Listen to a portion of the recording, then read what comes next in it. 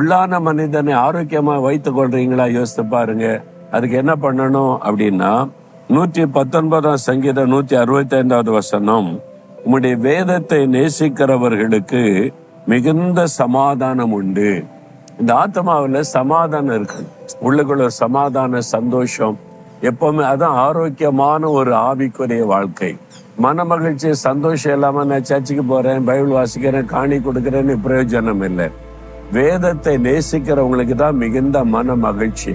உள்ளான மனிதன் ஆரோக்கியமா இருக்கணுமானா வேத வசனம் என்கிற ஆகாரம், இதுதான் ஆவிக்குரிய ஆகாரம். இந்த ஜீவ வசனம் ஆவிக்குரிய ஆகாரம். இதை நம்ம வாசித்து உட்கொள்ளணும், அதை தியானிக்கணும்.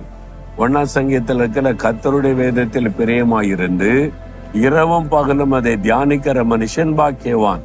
பாத்தீங்களா, வாக்கிங் எப்ப போவாங்க? நடு மத்தியானத்துல வெயில் இல்லையா, அதிகாலையில் எழும்பி வெயில் வர்றதுக்கு முன்னால லேசா சூரியோதயம் வரும்போது நடக்க ஆரம்பிச்சிருவாங்க. பாத்தீங்களா, அப்ப அதிகாலை எழும்பி வேத வசனத்தை தியானிக்கணும்.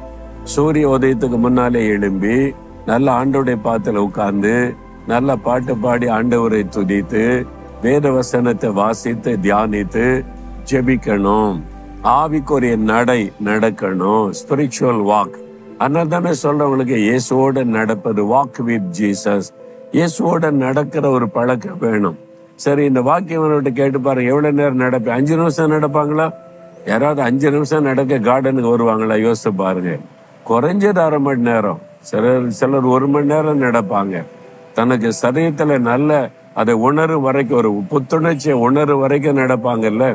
சும்மா 5 நிமிஷம் ஜெபம் பண்ணிட்டு பைபிள் வாசிட்டு எல்லாம் முடிஞ்சிட்டு நினைக்க கூடாது. நிதானமா காத்திருந்து வசனத்தை நல்லா தியானித்து முழங்கால நின்று ஜெபம் பண்ணி இந்த வசனத்தை நீங்க அப்படியே உள்வாங்கி கொண்டு ஆண்டவருடைய பிரசன்னத்தை களி கோர்ந்து ஜெபிச்சுட்டு நீங்க அந்த நாளுக்குள்ள வாங்க. எவ்வளவு சந்தோஷமா இருக்கும் தெரியுமா? மன மகிழ்ச்சியா இருக்கும். எத்தனை போராட்டம், பிரச்சனை, நெருக்கத்தை சாத்தான் கொண்டு வந்தாலும் ஊதி போட்டுட்டு போய்கொண்டே இருப்பீங்க. ஒரு பொது பலன் இருக்கும்.